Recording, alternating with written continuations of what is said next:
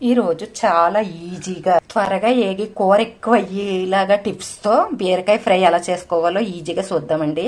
1/2 tea spoon పసుపు వేసానండి, 1 spoon కళ్ళుప్పు వేసాను.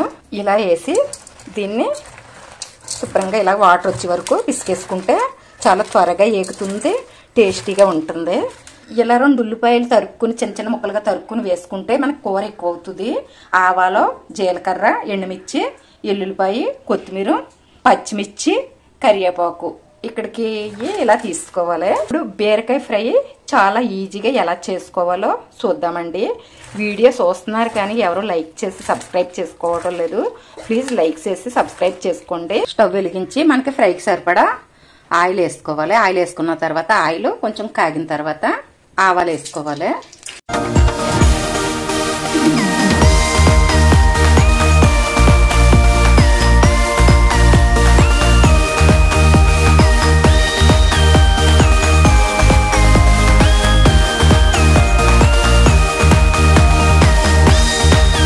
మొత్తం వాటర్ అంతా ఆవిరైపోయి ఆయిల్ పైకి వచ్చేదాకా వేపుకోవాలి. ఇదిగో ఇప్పుడు మనకి ఆయిల్ పైకి వచ్చేసింది కదా.